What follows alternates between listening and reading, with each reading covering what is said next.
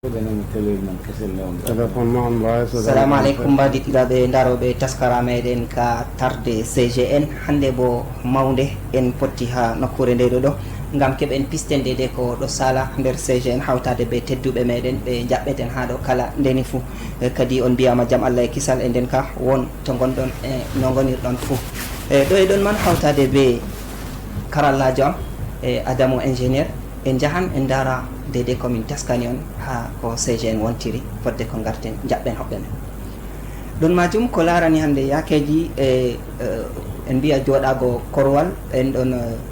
ardiɓe lesɗe banno anduɗon ha dede ko sali ɗum majum ɗum waɗi hande jonde sous-préfet jo ha nder lesdi marwato kadi ɗon man himɓe CGN tawama hattoton gam jonde mako man ɗum tammi hande waddugo dede kuje kimmiɗini ɗe ha yak ko larani dede ɗum majum no ɗum saliri nder kuuɗe CGN e noon ha andagal dede docteur Mamadou Bayero Fadil irida sungurlaji ko nandi be ɗiɗo ɗo ɗum sungurlaji mako ha o woni fou e no o ndeni fou oɗo gowi do ɓenɗon ɓe o hudata ɓe o sobiri e ko nandi e majum gam yalɗira hande tawe ha dede ko larani irida ko nandi be banni kadi ɗo majum en andi iga mo ɓangare waɗi hande baylal ha ko larani ɓenɗon ardiɓe e jihaji e non noon balɗe ɗum majum ɗum ɗo waɗi nder lesdi Cameroun kala ha ɗum tammi waɗgo fou kadi ɗuɗɓe ɗon jalɗira hawtade ɓe banno giruɗon ha natede ɗo gam tawtineki ha hande kayum bo darde muɗum e darde himɓe woyla Cameroun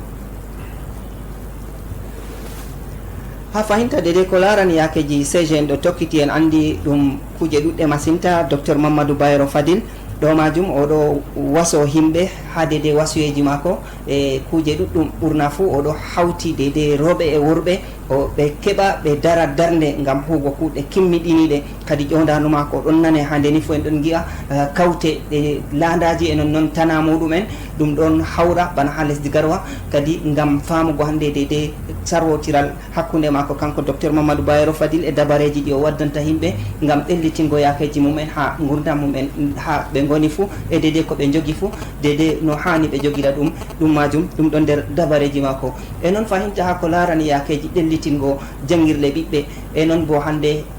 yarugo ɓe ha nokkuje wakkati siwtare ɗo gam ɓe keɓa ɓe kentina noon en guiɓe yettore mako nde ɓe gettimo ha Marwa e noon noon ɓe fiju balongo ɓe waɗi kadi ɗo majum hakkiloji ɗo hawti ha ko larani jangguirde adana ɗo majum be wasiyo mako kanko docteur Mamadou Bayero Fadil no gas e ɗiɗi lewru nduɗo ɗo ɗum tammi waɗugo lardo majum salan ha saare CCC ha nokkure nde nder Douala ɗon kadi haɗaka noon e dede himɓe tilimɓe tiniɓe ɓe darde mumen ɗon gui e hawtade be docteur Mamadou Bayero Fadil iga soseki CGN ha waddugo jotta kadi ɗum man ɗum hunde hemmiɗiniɗe nde himɓe fuu ɗon gerdi nde himɓe tammi fistugo dow majum ha ko larani sammere meɗen hande ɗo e ɗon majum fodde ko garten jaɓɓen hoɓɓe meɗen en kosan hande wasiyo mako kanko docteur Mamadou Bayero Fadil hawtade be Gislin e pamen dede ko wiyata pisten ɗum ɓawaɗon be fulfulde bismillah maɗa Adam.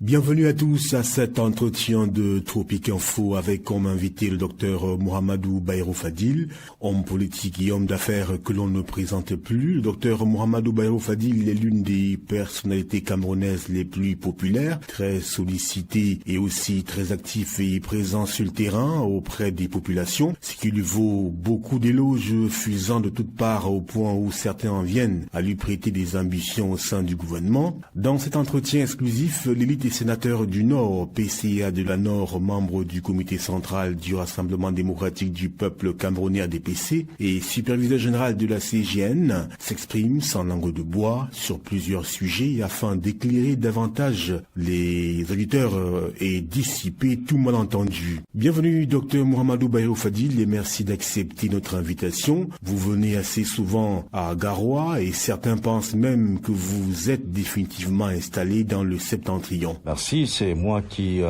bien sûr, vous remercie pour l'opportunité que vous me faites de m'exprimer sur votre support et surtout d'avoir fait tout le voyage jusqu'à Garoua pour qu'on s'entretienne. Pour revenir à votre question qui parle de ma présence ici, oui, je me délecte d'être ici à Garoua. Chaque coin et recoin de cette ville me rappelle mon enfance.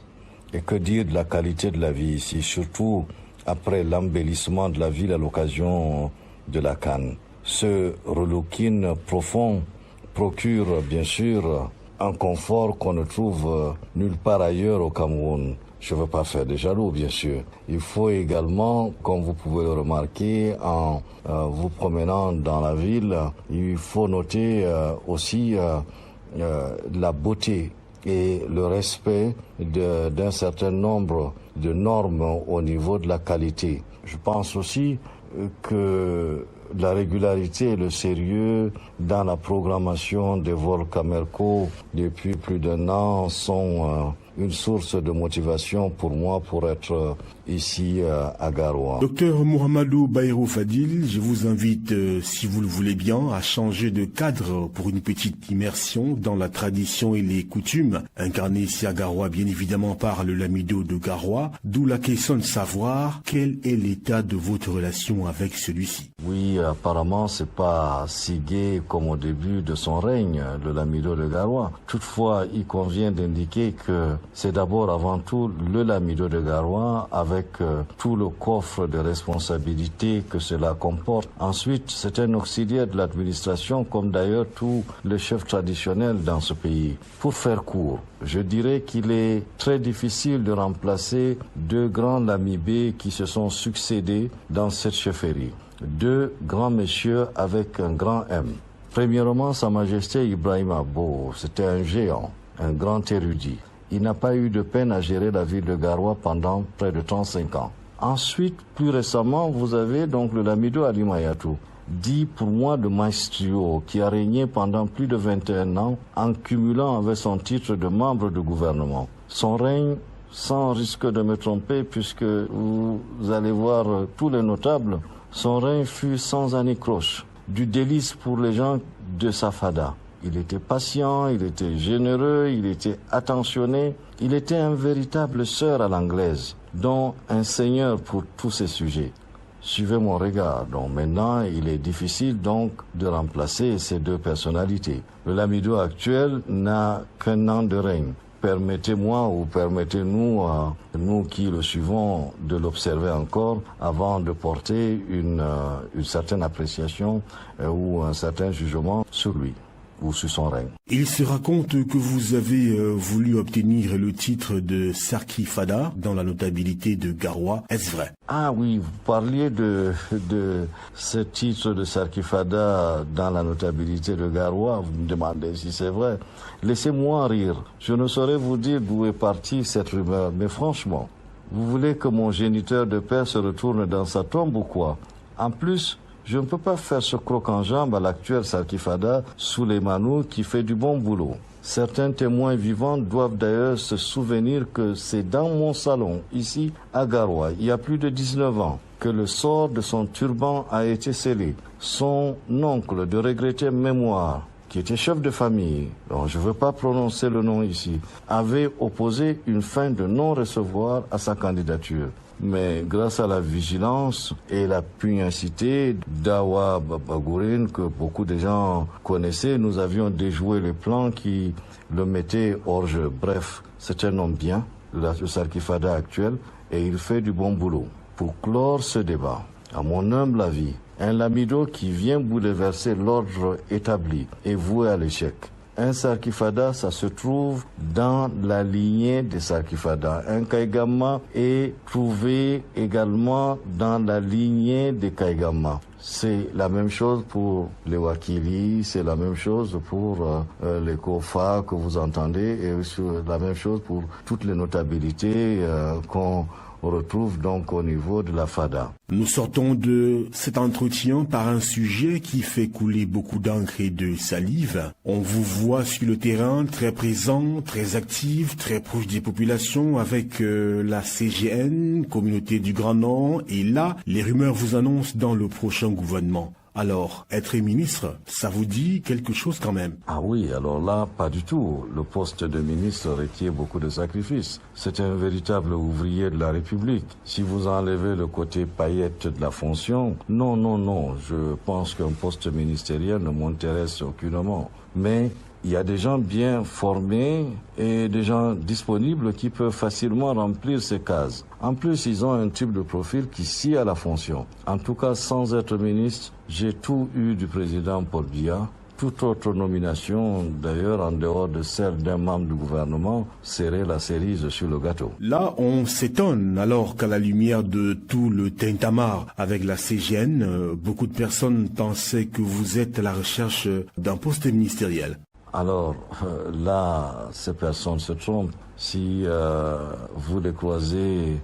sur votre chemin, faites-le leur savoir. En plus, la CGN est apolitique et inclusive, et c'est d'ailleurs de cette décoloration que nous tirons notre force. Je vous remercie d'avoir pris votre temps et d'être venu jusqu'à Garoua me trouver pour cette interview. Merci. Merci, docteur Mohamedou Bayrou Fadil, pour cet entretien. Je rappelle que vous êtes homme politique et homme d'affaires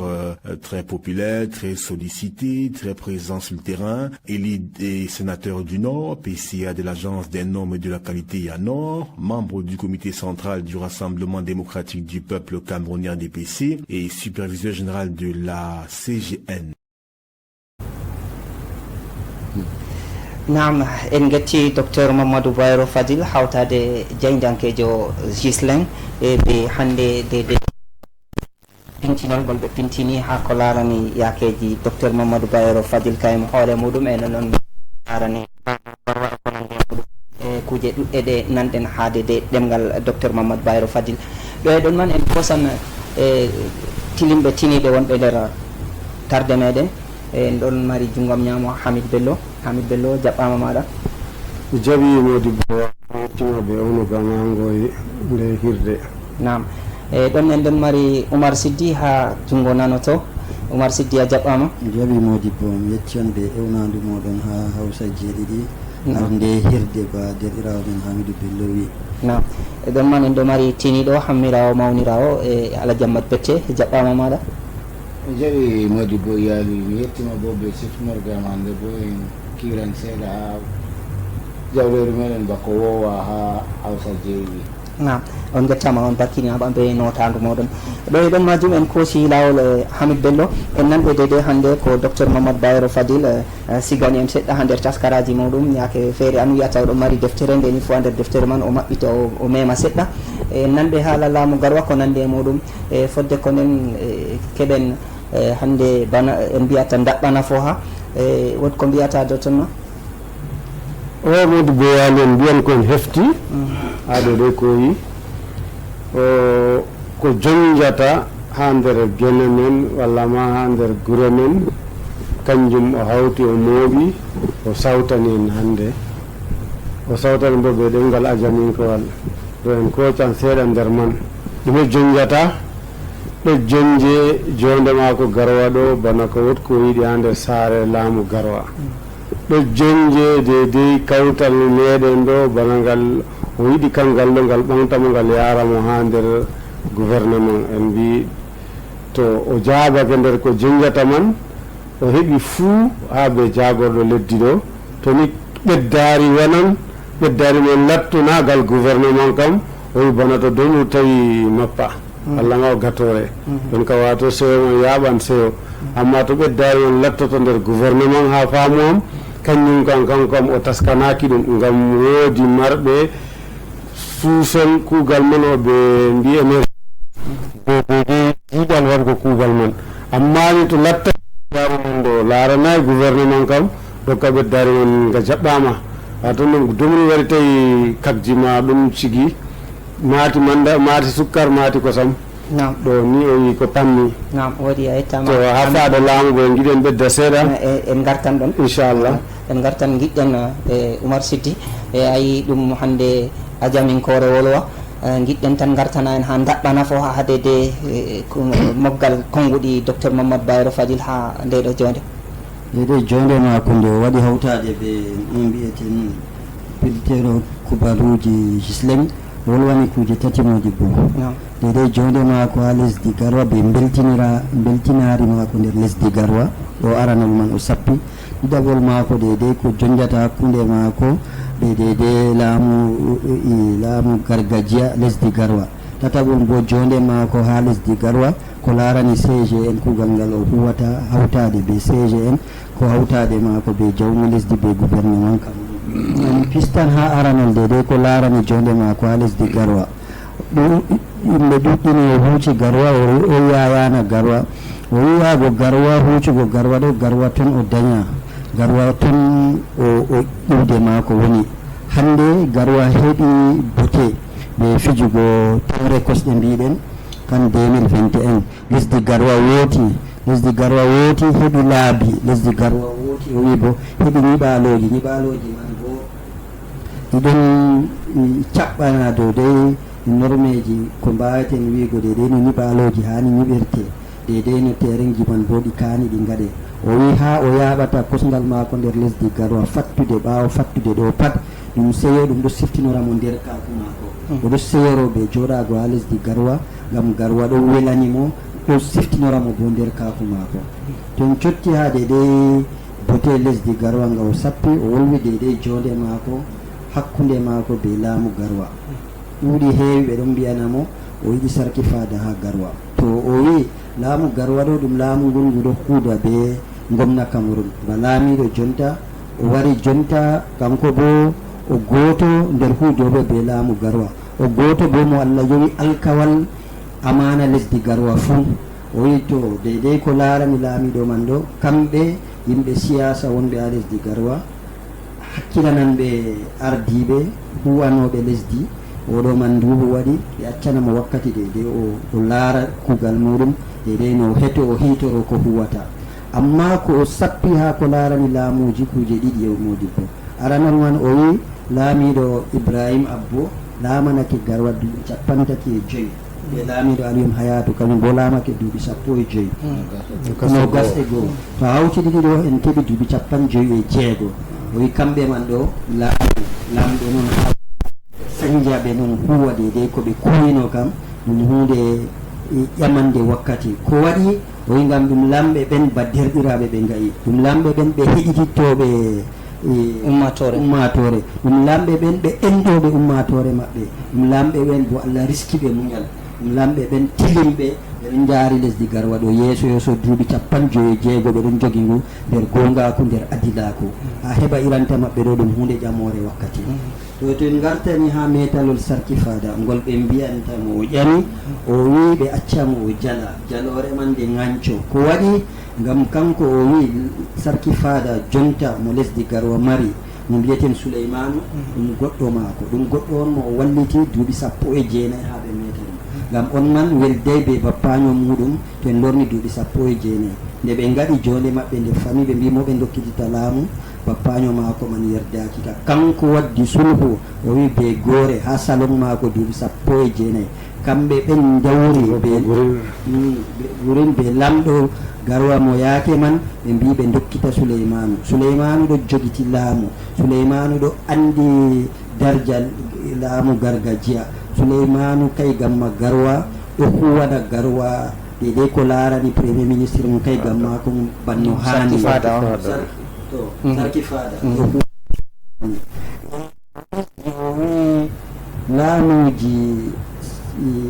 saraki en de wonɓe les laamɗo nder fada laamɗo ɗo ɗum laamuji ummoto iga asli ko moye ronan ɗum ha baba mum ha mama mum ha kaka mum ha kakindoro en muɗum ittugo metalol man noon nder leñol man hokkitagol ha goɗɗo mo laaranayɗum noon mo wala nder awdi man nder ummago nder majum kam kanjum kam ɗum waddugo fitina nder laamu muɗum lamɗo kuwowo malli kuwanɗo dow iranta ɗiɗo man ɗo lamɗo man kam kañum kam kuugal mum tammaki yaago yeeso ngam o wi ko laarani saraki en ko laarani kaygamma ko laarani sarki fada ɓe luttuɓe fuu yimɓe man ɓeɗo cufti e nder leñol ngam ɓe donɗum ha mamaji maɓɓe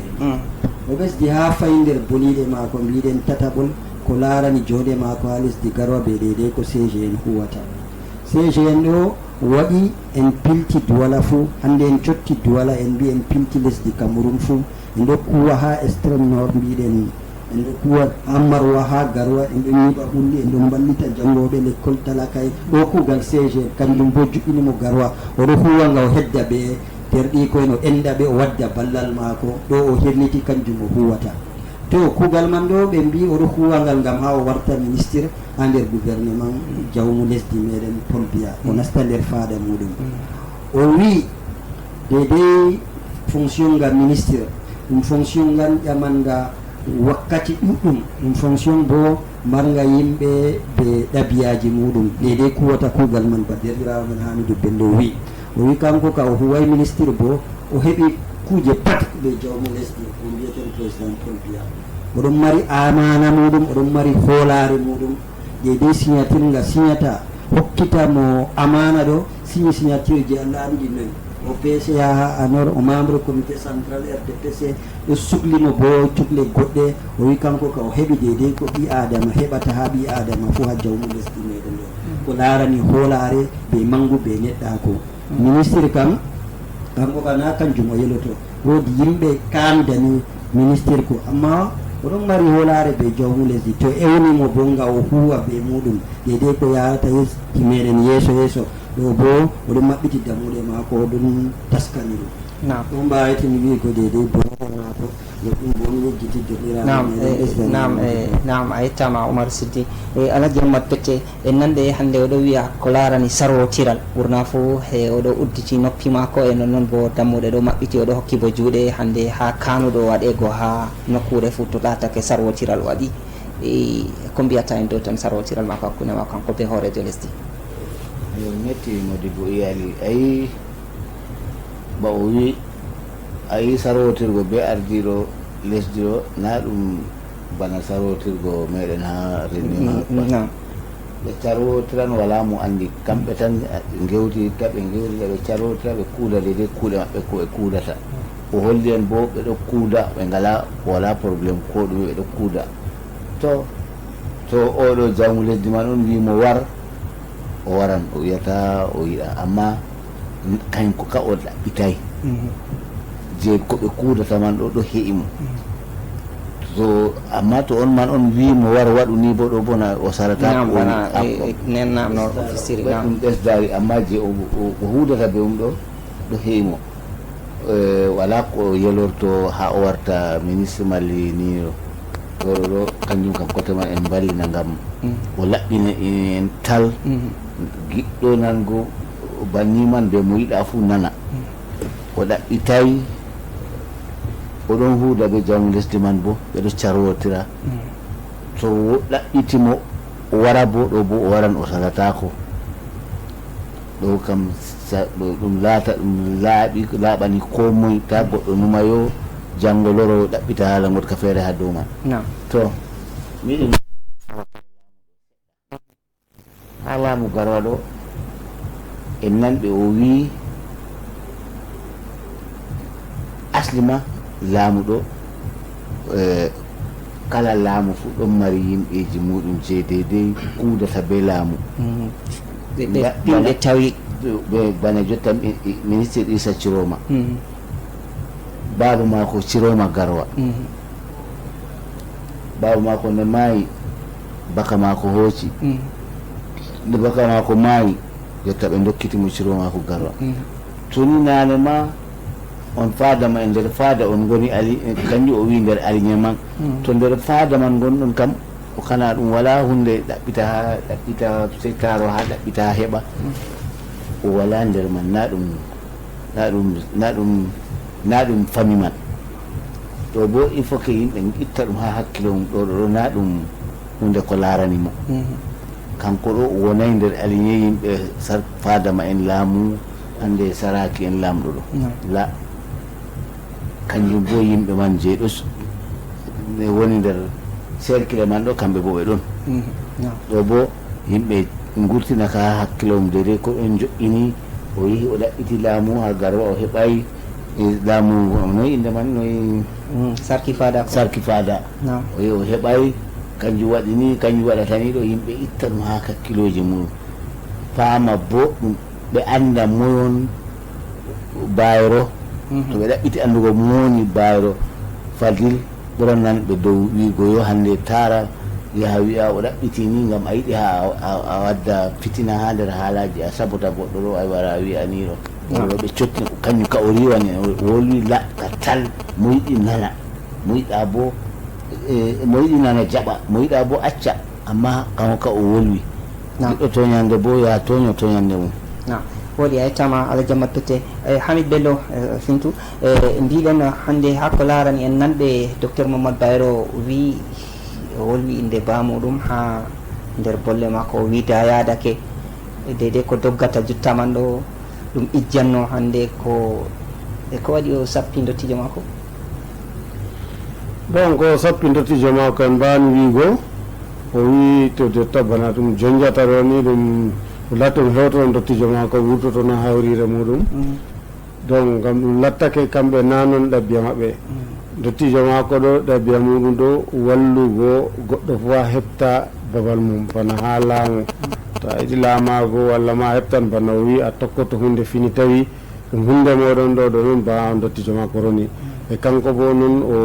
o nufi o huwata bon kañum o acca o jala seeɗa to ndaarake dottijo makko nani banni ha waali a hawrira mum ɗo ma wato haɓanan ummako wurto wara tawamo ɗo ɗum ɗum yiɗi wiigo yo jonjoɓe ɗo anda o moyitema jonjirta ka walla ma jotta wonɓe ha laamu garwa jotta numanɓe cottinan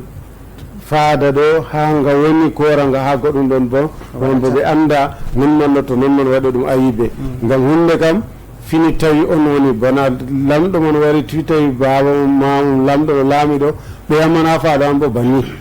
to o lori o waɗi ko sali lamɓe sali ɓe ɗiɗo ɗo ɓe jooɗake ɗo banni kamɓe bo ɓe kuuri garwa to jotta bo ɗum lawatake ɗum juge ha en tokkana ɗum jotta man kam non ɗo waɗina walla na noon ɗum siwa hitane goto on gam kitanta ko goɗɗo mo faɓɓay amma mofo tanniɗo ni o yiɗa o warta sarki faada kam goɗɗo man ɗo kam anda kam ko goɗɗo man lestini ɓe jamu gam na ɗum kugal maɓɓe ɗo o yiɗi wiigo en woodi a yettama Hamidou Bello fina o tawi ɗum o ronata ɗum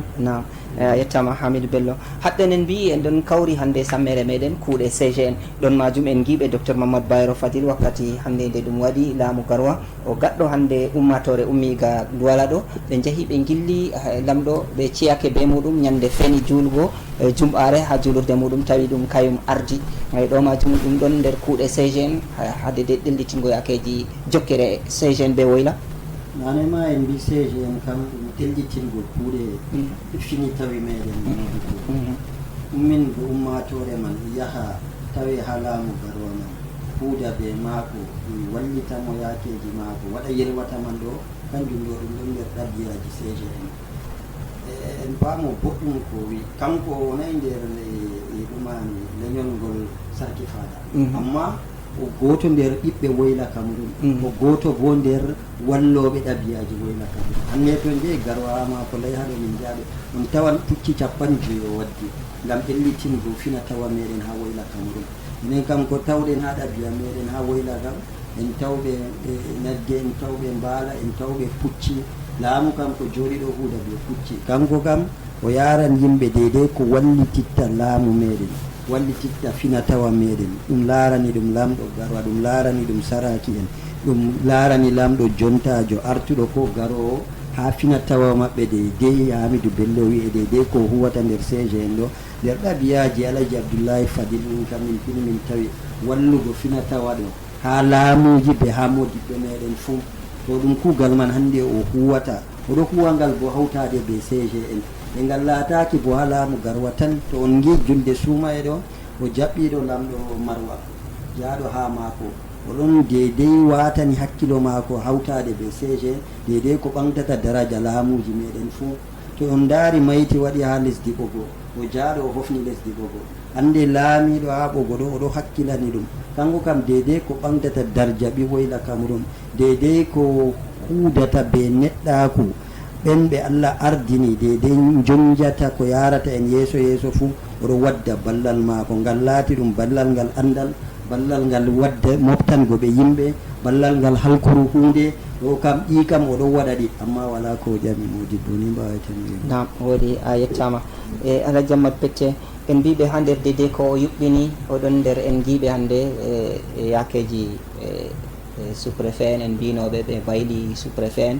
ɗo man bo ha ɓe jaari fo en ɗon mandi ha hannde yimɓe meɗen sobiraɓe noon ko diɓɓiraɓe noon ha ɓe jaari fuu en ɗon balla ɓe e seyo en ɗon yaha bo laara ha toye ɓe jaahi ɗo man en jiiɓe hande nder sous-préfet en woodi hande jooɗuɗo korwal muɗum e ko mbiyata en ɗo toon. yetti Modibo yaali hande bo en mbiɓe CGN ɗofti sous-préfet Kar Hay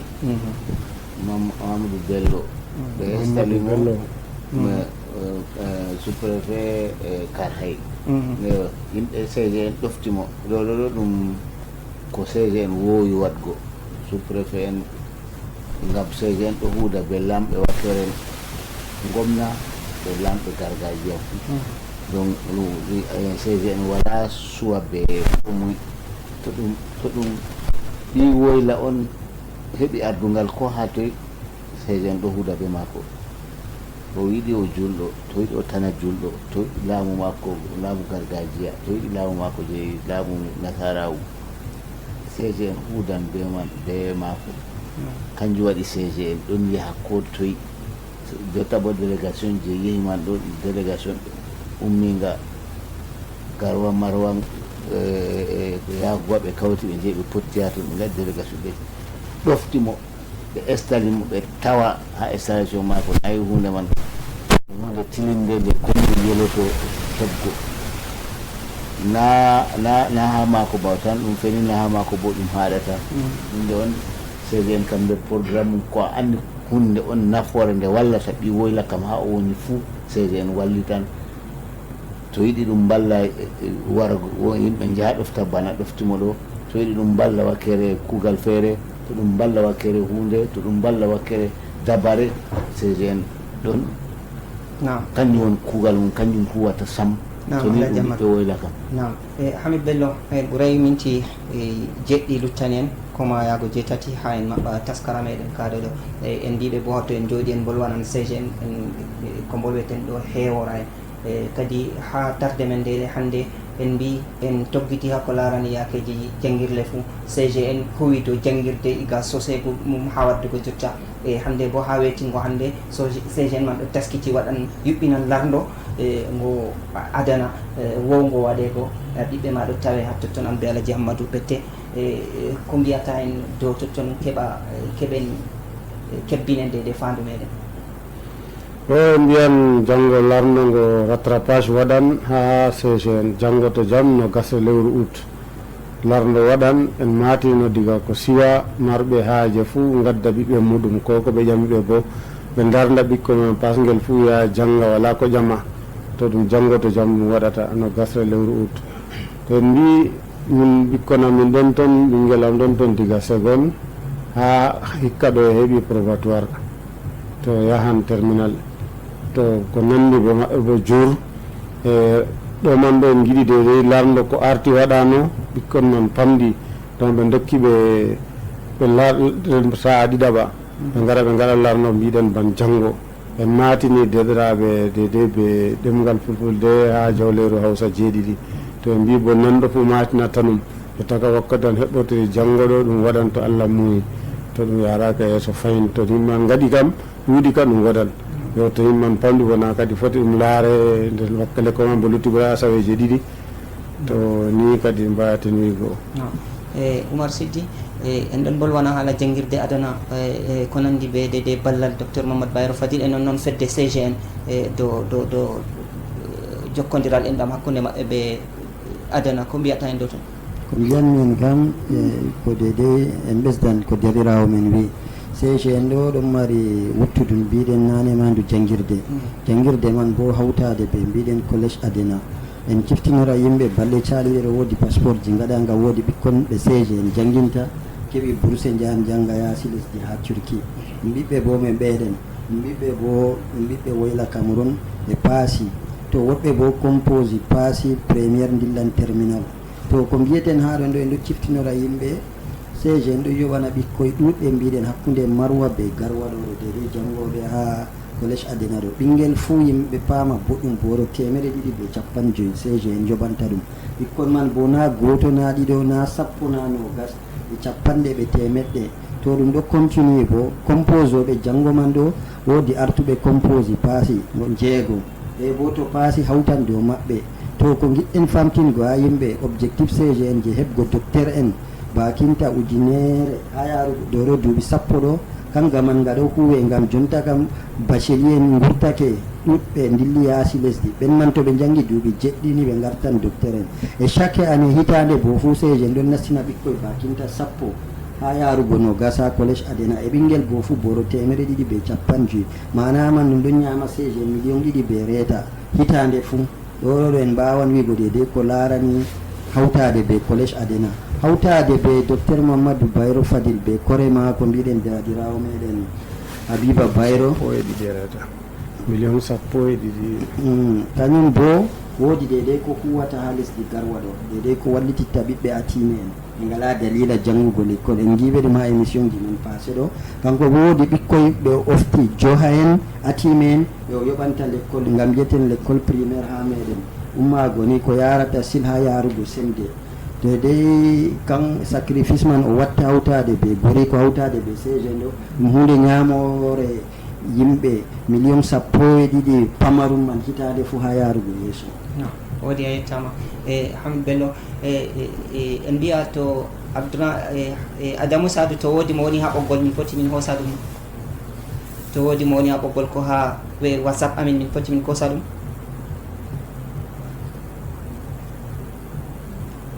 nam fodde konen ala jammat becce e bolle maɗa ragareje en ɓuuray hojomaji tati en luttiri eyo Modibou ewli bolle am ragareje kam miɗo siftinora yimɓe haala CGN ɓe miɗo siftinora yimɓe janggo haala ɓikkon l'école adana ɗo miyiɗi wolugo seɗɗa ayi minti gotel amariama yimɓe ɗon mbiya ceede ɓewanta ɓikkon 250 ɓikkoye ɓe janginta ha toon ɓuran ɓiɓɓe capanjo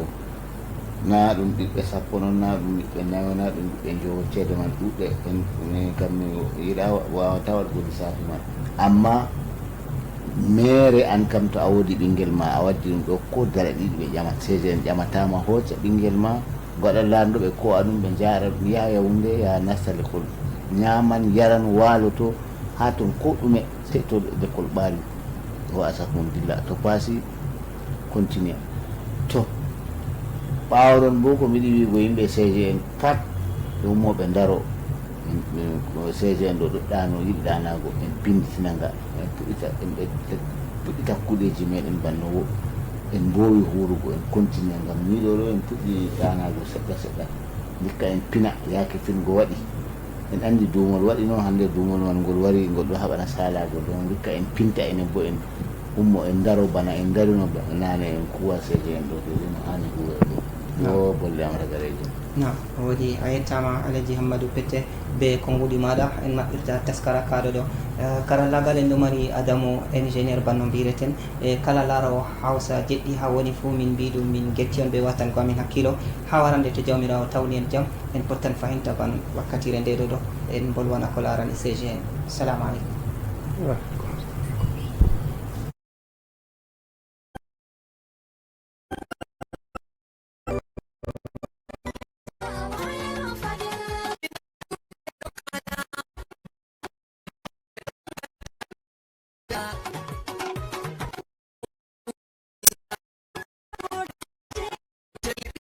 Leila.